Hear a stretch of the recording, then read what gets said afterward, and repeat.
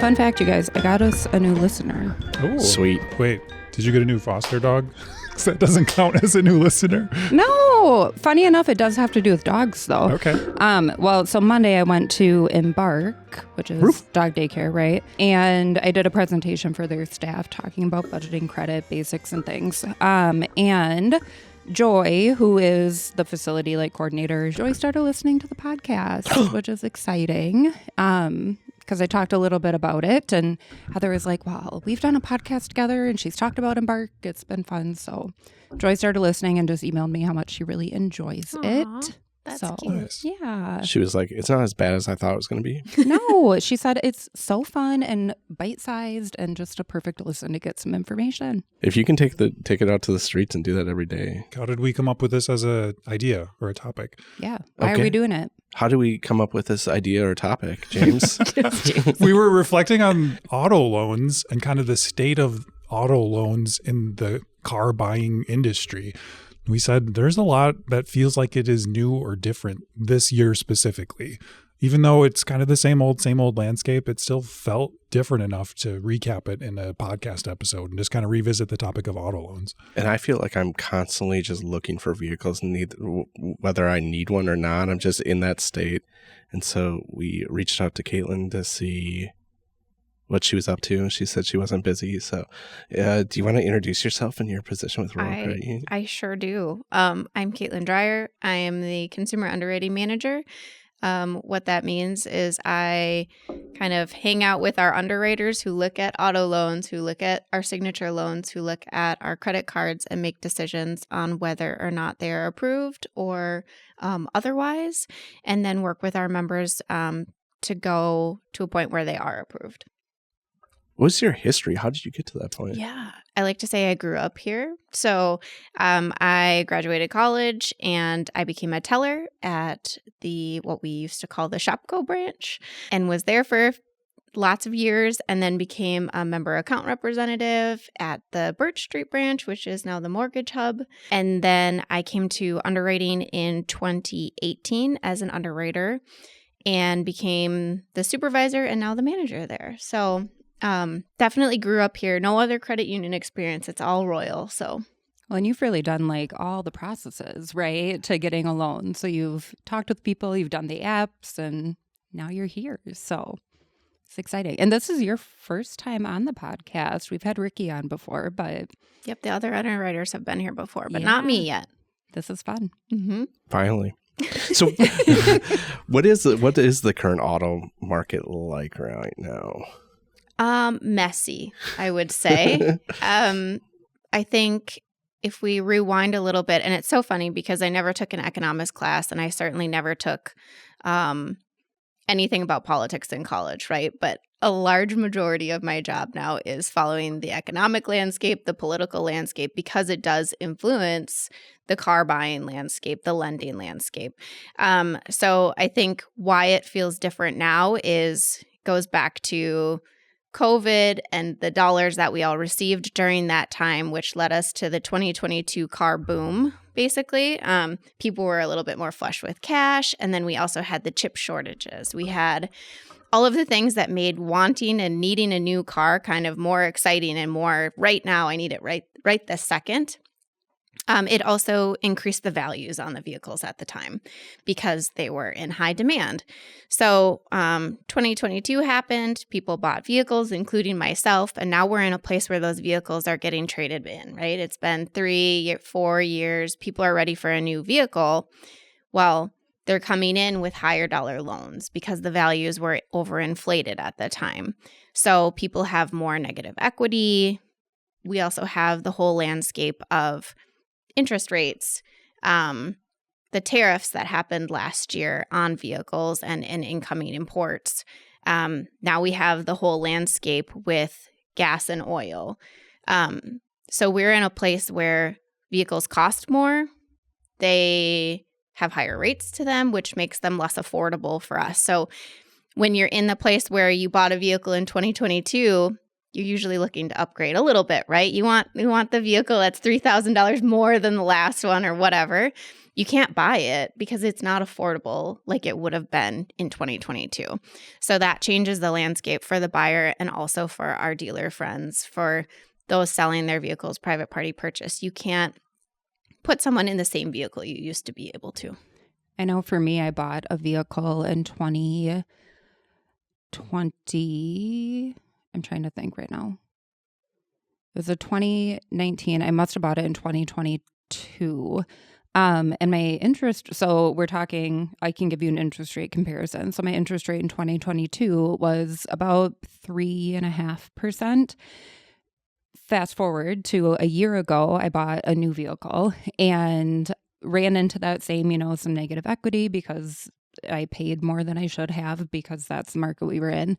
But the equivalent rate for me, so I, same credit, better credit actually. I think I'm sitting at like a 6.75% rate, which not terrible, but over doubled, so interesting just kind of to think about that. And I upgraded a little bit, but not a lot. It was mainly my old car had a lot of issues, but just kind of something to think about too.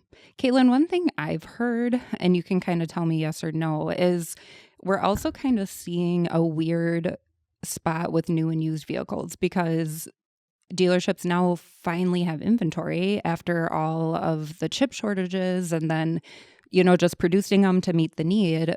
But like you said, now we have those used cars coming in. So people aren't buying the new, but the used are expensive. And we're just kind of in a weird spot with that too. Is that true? Like we're starting to see that now? Yeah, actually, I was in Cox Automotive is a major company that follows all of this. They give us a lot of our data. They do a lot of trending stuff with the auto industry in general. And I was actually in one of their meetings this morning, and they were talking about exactly that while there is new inventory, people can't afford to get into it. They can't afford the $80,000 vehicle. They need to be more in the 40, the 60. And so what they're seeing is actually the dealers order more of the baseline model, which is not usual and not what they were doing in 2022, right? So the dealers are ordering these baselines so that they can put people in new vehicles, but they're really just bare bones vehicles. And they're not necessarily building them that way at the manufacturer. They're fully loading them, but they're getting orders for the base models. Interesting. So that could create some things. A lot of what we call captives, so the Ford credit, the BMW credit, those people that offer the actual manufacturers that offer financing, captives is what we call them. They have a lot of offers that we can't beat, right? They do 0% for 46 months with $8,000 down, things like that. We can't always beat them, but we aren't seeing a lot of people drive that way, and captives are losing a lot of share of the market because people can't afford the vehicle itself. To buy it new from Ford, they can't do it. They need a used vehicle. So we have more market share in that space where we are helping our members finance more of just the used vehicle rather than a new. And I think too, with the captives, you typically need to be on that higher end of good credit and a higher credit score to be able to qualify for those deals. And I think with just how the economy is changing right now, we're seeing people not have bad credit, but they're kind of on that line, right? We're using credit a little more than we have been and paying a little bit more for it. So it's not always attainable, even though those offers are out there. And some of them could be, those are usually shorter term, which means higher payment, right? And so many factors that go into it. I know one of my friends just bought a vehicle and first time she ever bought one. So she calls me and is like, can we talk through this? And I'm like, yep. And poor her, she's like, is this too long? Should I do a loan? Da, da, da, da, da. And I'm like, it kind of depends, right? But so we just had a lot of those conversations too, where I'm like, well, be mindful about, you can do the 84-month loan or the 72-month loan, but we're paying on that for a really long period of time. And we have to take into account, is the vehicle going to last? Is it new? Is it used? And so I think we're seeing some of that too, where people get a little nervous. Like you have to push it out so far to make it a smaller payment. So yeah, that feels really messy and a lot for me to take in. It's super messy and it's super overwhelming. And when you're at the dealership and you have all of these like numbers thrown at you, you really, it's best to come in prepared in those situations. Like I really advocate for getting a pre-approval or sitting down with a member account representative or your friend or your parents or whomever has the experience to kind of walk you through it so that you don't walk in and get absolutely overwhelmed by the amount of information that you're given. Yeah, let's talk about pre-approvals. Like, what do you see as the benefit of doing that? And it can depend, right? So depends on your comfort level, exactly what we're talking about. If you know your budget, you know the dollar amount that you want to spend monthly, and you feel comfortable sticking to that number, and you know why you need to stick to that number, you know your credit tier, you know your score, all of those things, then it's easy to walk into a dealership and not have a pre-approval, right? A dealership's always going to drive you by payment amount because they want to make sure it's affordable for you. They want you to feel comfortable with the payment and the vehicle. If you're not sure where your credit falls, if you've changed it a lot in the last few months to years, if you don't know what your affordable payment is because you're not sure, you don't have a budget, you're just kind of like moving and grooving there, I totally recommend going and getting a pre-approval because a member account representative will be able to sit down with you and either help you build a budget or at least, let's talk through what your expenses are. Let's see, is it $300 a month? Do you have that? Or what are you making now and how much more can you spend? Because in this market, you're probably going to spend more than what you were making before. Do you think pre-approvals help that kind of regulate or show you where the market's at? I think they can help you. The pre-approval will pull your credit, will do those things. So you'll find where your rate is, where your score is, and then we can play around with how long you want to take a loan, right?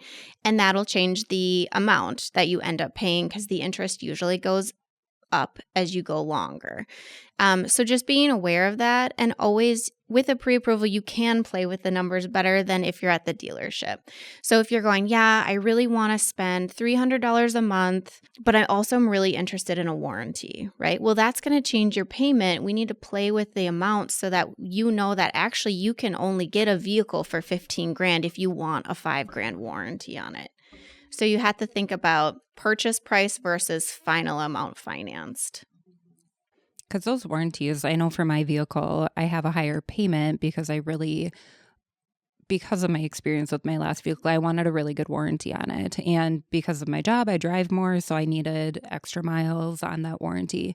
But it was a pretty big difference in payment. I think it added probably $100, $150 a month to it, which was worth it to me to not have to pay for a lot of like the things that could potentially go wrong. But I like the pre-approval too, because just like my friend said, oh, it's 72 months too long.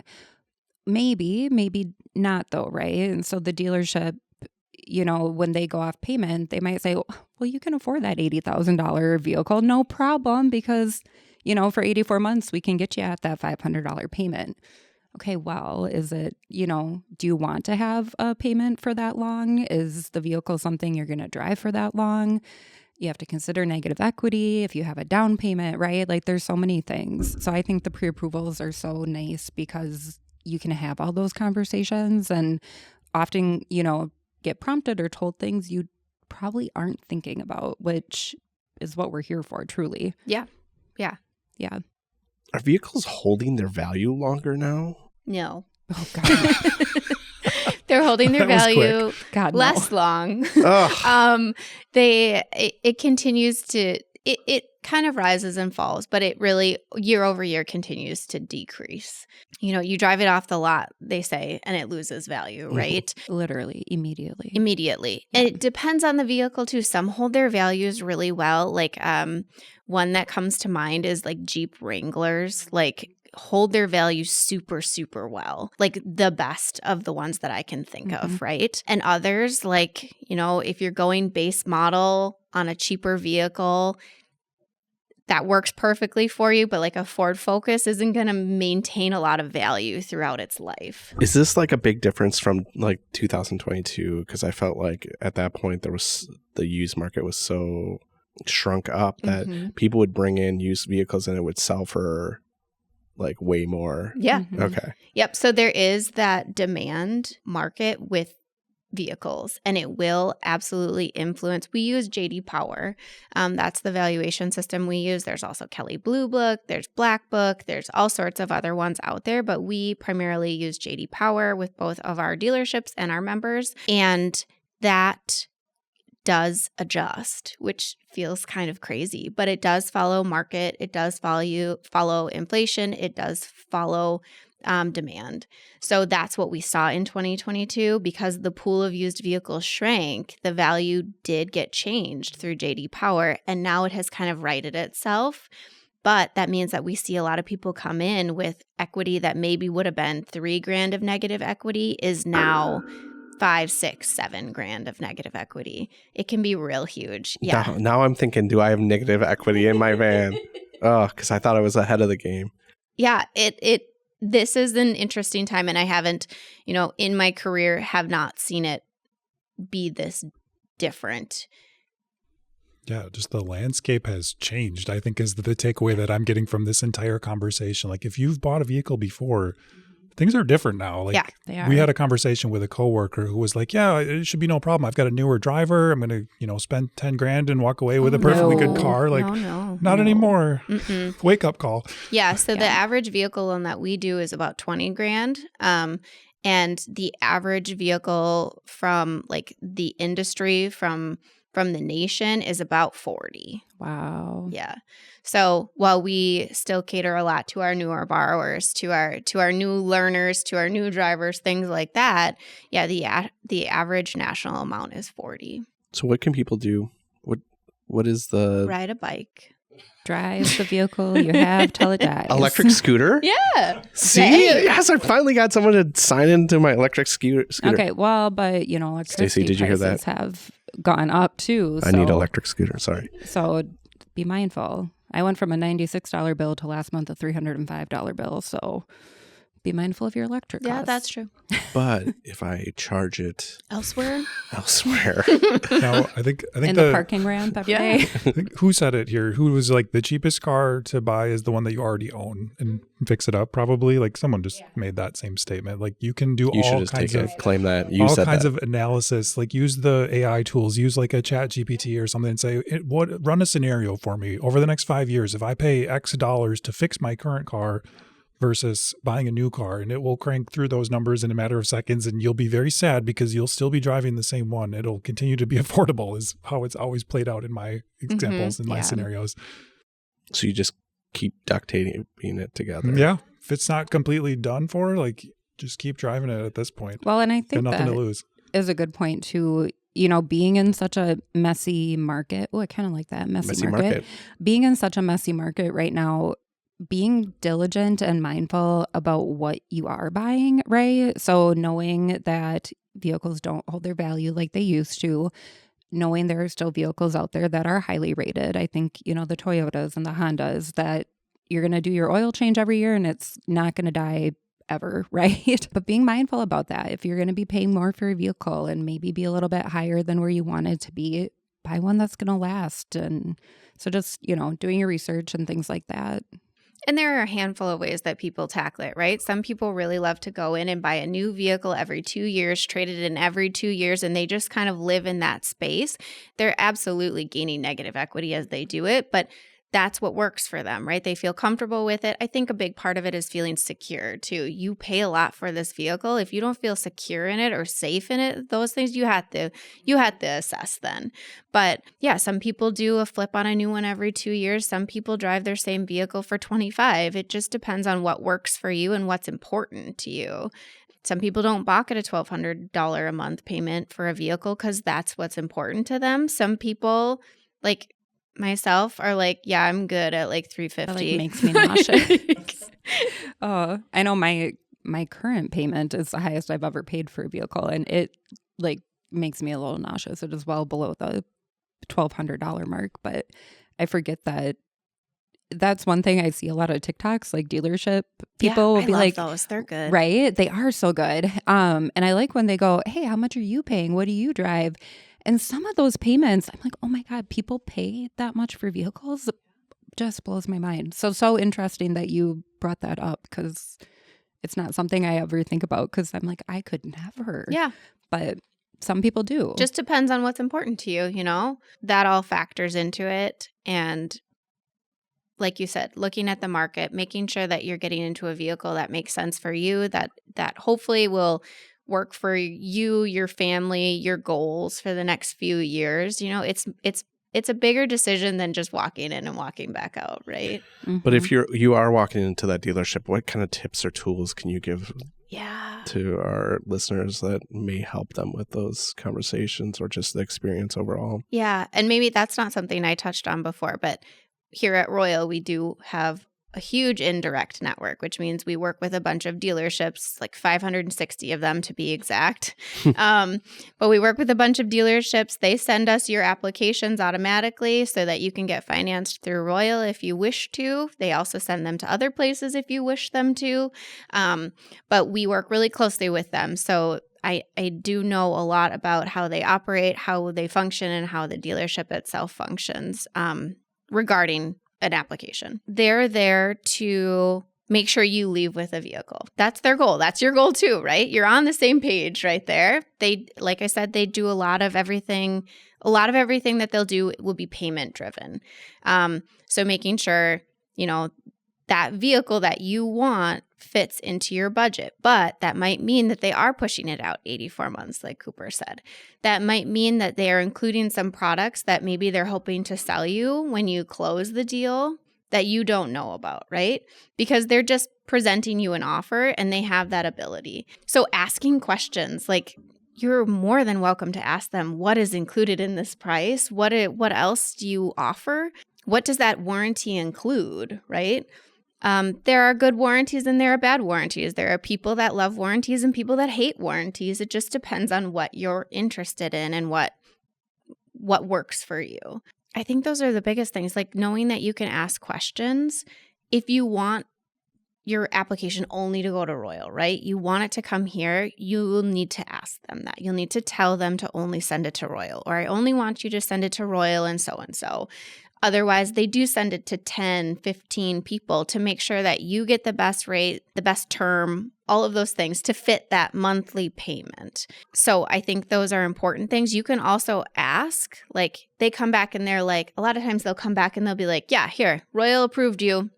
You can be like, yeah, who else approved me? And what were their rates and terms? You have the right to know that information. It's just that most people are very excited about the vehicle. They're very excited about the purchase. And they're like, great, good. Let's sign the paperwork. Let's get out of here. So knowing that you can ask all of those things, and they will work with you. They are interested in working with you. They very much want to sell that vehicle too. I think I am like a nightmare at the car dealership because I like just at the car dealership. Rude. Like my friends have taken me with, because I'm very like, listen, you're buying this vehicle. It is a lot of money. We can ask those questions, right? So like, let's ask the questions. We can walk away and we don't have to make the choice right now, even though they've got all the paperwork and stuff. Like, it's in your hands. You can do that. And if you're ever unsure, like, you can ask, hey, can I have those copies of my agreements? I'm going to take it home and think about it. You can call Royal or bring it in and be like, can you help me go over this, right? And just make sure you're making a good decision. I think sometimes it can feel like a lot of pressure at the dealership, right? And if you don't know what you're doing, you know, the salesmen do know what they're doing, right? It can always feel a little bit weird, but I'm happy you talked about how you can ask to, like, just put it through Royal, just put it through so-and-so. I don't think people always know that. And so you might be a rate shopper and, you know, be really loyal to Royal until you get a better rate. But some people, having a little bit higher rate might be worth it because all your stuff is right there. So be mindful of that. Can you talk a little bit about, because this is the one thing, you know, when you sit down at the dealership and they're presenting those offers to you, they're going to say, oh, do you want Gap? Do you want this? Do you want blah, blah, blah, blah, blah? And Royal offers those, right? Like that's a question we would ask if you came in and got pre-approved. Is there a time, should I say yes at the dealership if they're running it through Royal? Should I say, oh, no, and call Royal and see if I can add it? How does that work? Can you talk through any of those with people and if they save money? Yeah, that's a good question. We have a lot of dealer partners. They work directly with us. So when you finance a loan through Royal at a dealership, say Marquardt, you finance it through Royal at Marquardt, it still comes to us, right? You see it in your online banking, you make your payments at the same place. It's all of the same stuff. What can be different, like you mentioned, is the cost of things. So we don't at Royal Credit Union offer warranties, but Marquardt will. But they offer a gap. We offer a gap. There may be a little bit of a difference in price there. The issue we run into is if you did want to like drop off of Marquardt's gap and get ours, you'd have to refinance. So you have to weigh those out. Some of the dealers that are in our network and in our partnership will just offer the same cost for gap that Royal has, right? So you can say, well, I'm a Royal member. Will you match Royal's gap price? And they will do that. Mm-hmm. They did that for me at my vehicle. So yeah. The dealers are totally open to negotiations. Again, we're in an interesting landscape where they're paying more at auction for vehicles than they ever have before. So they have a lot less leeway than they used to. Ooh. But you can absolutely ask. It doesn't hurt to even just dip your toe in the water the first time you do it and be like, hey, will you knock $500 off? Because, I don't really like what's happening with the bumpers all scratched up. And they'll probably do that kind of stuff, right? So it doesn't hurt to ask. But be nice about it. Yeah, be nice. They're people too, right? They're your neighbor. They're doing their job. And that's how they make money at the end of the day, is selling those vehicles. Now, one thing I did want to mention is, you were kind of talking about sitting there and it feels a little pressury, you're waiting. A lot of times you go in, you test drive a vehicle, you find one you like, and they're like, cool, have a seat. We're going to go run your credit. We'll get your stuff and we'll get your payments and we'll get you out of here, right? And then it's like 3.5 hours. Mm-hmm. It is so long. You don't have to stay. So that's my tip, is that you can be like, I want this vehicle. This is the payment I'm driving towards. I'm going to go to lunch. And you let me know when you're done here. Because what they're doing is they're sending your application out to Royal and Wisconsin and Huntington National and all those places. And they're finding the payment that fits what you told them works for you already. Sometimes they're calling the underwriters. They do it frequently with us. They'll call in, they'll say, hey, yes, but no, I need to go longer. Can you get me a longer term? Can we change the down payment on this? Can we add warranty? Because I think they're going to want a warranty. They mentioned it before. So they play around with all the numbers to make sure you're getting what you want, or they can offer you things they think you might want, right? But they want to sell that vehicle. So they're not going to like sell it out from under you. They're not going to like not call you back. You're welcome to like give them a number to call and leave. And that's what I suggest doing. They don't love when you do it, because if you leave, you're less likely to return. Mm-hmm. But if you're committed and they're committed, there's no reason to stay, right? You're just kind of wasting time sitting there while they work. So yeah, go get lunch, tell them you'll be back at a certain time, or tell them to call you or whatever, and kind of like don't sit there and sweat. I know I always feel like I have definitely accidentally bought a vehicle before, right? Because I was looking and I drove one and I like it. Okay, right? Like lots of people have. Okay, right? But I think it's a good tip too. Like you don't have to sit there and ruminate on it, and like maybe leave and make sure you go drive that other vehicle you were hoping to test drive, and just make sure you really like the one you want. You can do this process a couple places, and so just, take that time, walk away for yourself. It can be helpful. And don't be afraid to say no. I know when I bought the vehicle I have right now, I mean, man, I did the math. I came in with a spreadsheet and I was like, listen, I don't think you're giving me the best deal for the warranty. Here's what I calculated. And we worked together on it. I did that. The vehicle I bought had some scratches on the bumper. And I said, will you take off for the price, or will you fix those for me? I'm paying you a lot of money for this vehicle. There's, those little things that I don't like. And the dealership was amazing. Like truly would buy anything from them again. But they were a little like, do you really need the scratches fixed? And I said, yep, sure do. And they eventually did that, right? And so, you know, like just ask the questions and don't be afraid to. And don't be afraid to test them a little bit or say, hey, can you print off the Kelly Blue Book for me? Or, you know, the Carfax, and can we go through it? You know, like you have time to think about those things. Yeah, I would absolutely Google any vehicle that you purchase before you purchase it, because just because that sticker's on the window does not mean that's the value of the vehicle.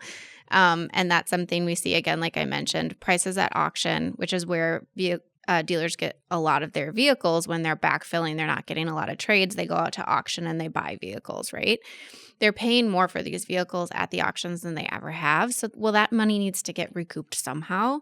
It's $1,000 on the purchase price. It's whatever it is, but you do need to look at those. That's a huge part of being a smart consumer, is making sure the vehicle that you buy has the value that you think it does.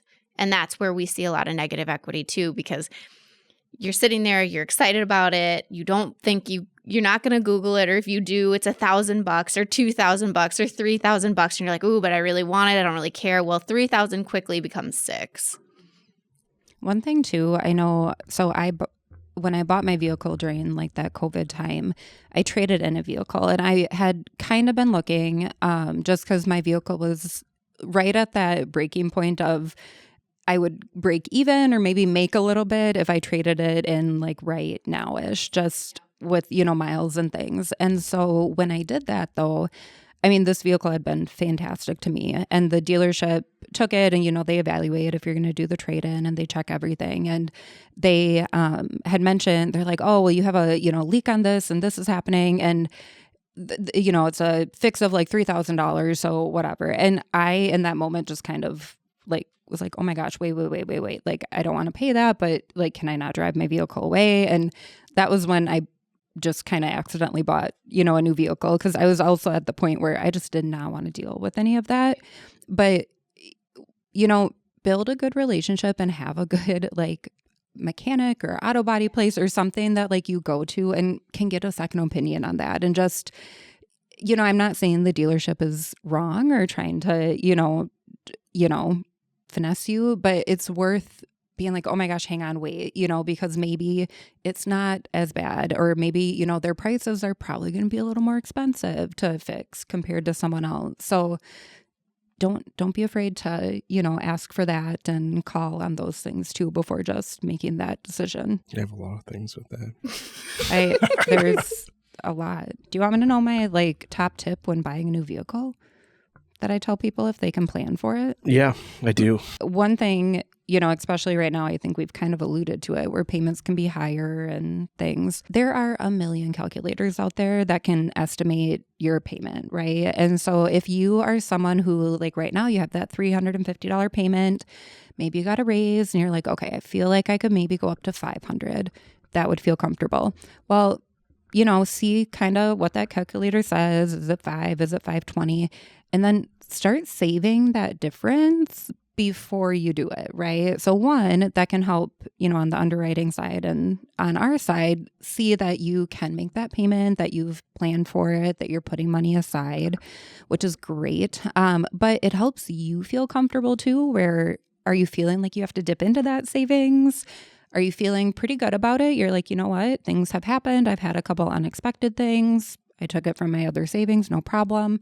So just doing that to make sure you feel good about it first, instead of getting into the loan and then being like, ooh, it feels a little different than I anticipated.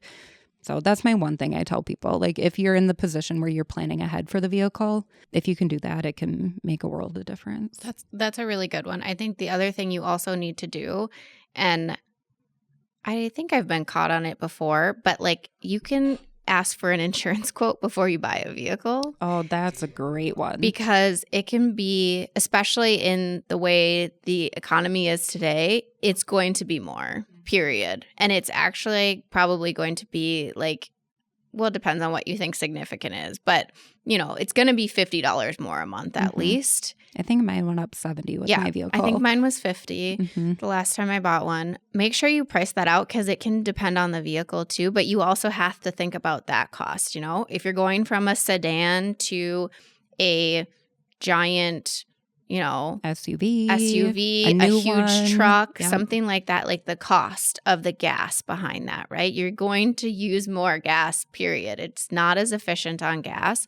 So being mindful of those choices because it's not just going to be that your payment goes to $520. It's $520 plus the insurance plus the gas. And remember that the bigger, like going from sedan to that truck or SUV, yes, you're using more gas. They have bigger gas tanks. Yeah. So it costs a lot more to fill them up, which can be sticker shock, right? So be mindful of that too. Because I think a lot of people will go and they just fill it up and they're like, oh, wait. That first one that is was hard, different, right? When it comes to insurance, I know that when I bought a vehicle, you mentioned that they go up. Shopping around for insurance at that time can also be a good idea. So I think, I always tell people I don't know that insurance is the one you have to be really loyal to that company all the time, right? Because their rates are going to change. Just because you've been there for a long time doesn't mean they're giving you the best rate. So one, getting that quote first, but then also, shopping around and seeing what other insurance companies might offer you can be worth it, especially if you're going to see that increase, who's going to, give you the least increase. So can you, if they send out your application to a bunch of financials and somebody comes back with a way better rate, but you want to work with a certain lender, can you have them negotiate on your behalf? Yeah, you absolutely can ask them to do that. Not all financiers have like an underwriter on speed dial, right? Some of them don't have the communication capabilities to get an answer quickly from an underwriting department. So we have the phone lines open. The dealers are always welcome to call us and ask questions. Same with our MARs on a member's behalf, right? So it's very similar in that way. But yeah, they don't always have the ability to pick up the phone and call and ask for that. Not all financials will do it either. So we don't do a lot of rate matching at Royal Credit Union. And that's because we want to make sure everyone gets the same good rate. And the more rate matching you do, the more chaos you add to the bucket. And you sometimes end up inevitably like driving rates higher because you're dipping them down so frequently, right? By keeping it even keeled across everyone, it's fairer. Everyone feels like they're getting the same experience, the same rate. It's predictable, things like that. You're not walking in and going, well, maybe it'll be 6 and maybe it'll be 10. And we're not, I think that's a testament to Royal too. We're not doing that because we want you to pay the most, right? Our rates are very fair. They're often lower than pretty much, other places that you are able to get them. So know that if, you ask and we say, no, that's not really an option. We're already giving you a really good offer. So just knowing that is helpful. What is your advice for car shopping with kids? Leave them at home. I have 2 kids, so I can say that. Take the car seats with you. Yeah, the car seats is a big thing, is whether they fit, they don't fit. I've always brought my boys with me. I also don't stay during the 3-hour period, but I always bring the boys with me.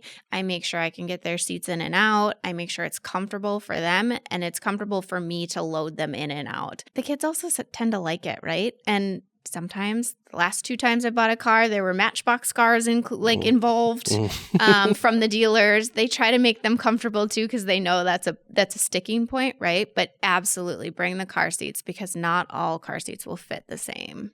And the stroller, maybe, like if you're stroller people, make sure it fits in the back. There are more things to consider with the kids. If they can touch each other, sometimes that's a sticking factor for the parents. Maybe you want those captain's seats so they can't touch each other in the car. But yeah, I bring them always. But it's really your preference and your ability to like navigate that scenario. It's been a nightmare for me, so I was just wondering. I know I do the same thing with, I don't have kids, but I have a dog, right? And so Coco has a crash tested kennel. It's a very, is sized for the vehicle that I have. And it's, a little bit adjustable, but that was a big thing when I got a new vehicle. I wanted it to fit this specific kennel that, based on her size and everything. But you have it in the vehicle. Yes, they're heavy and not great to move, but, make sure you really do the actual measurements of it, or even just try that out. Make sure your things fit in the vehicle. I went from a lot of trunk space to not a lot of trunk space before, and that's a game changer when you have to haul a lot of things around in your vehicle. So be mindful of that. I almost thought our van wasn't going to fit in our garage. I got home, I was like, Oh, yeah, that's a thing. another Yeah. factor. Mm-hmm. But Yeah. it did. What would you have done? Would you have expanded it your garage, parked it outside? Probably parked it outside and cried a lot. Okay, that's fair. Cool. Good to know. Yeah, I think that was a really good snapshot of kind of the state of auto loans today. And thank you all for highlighting the emotional aspect of it as well. Your comments are spot on, Steve. And Caitlyn, you did a great job of addressing some of that, the pressure sensation that people can feel. And if it seems overwhelming, stepping back and taking that moment for a reality check is always an option. So. Sounds good. Thanks for joining us. Cool. Thank you.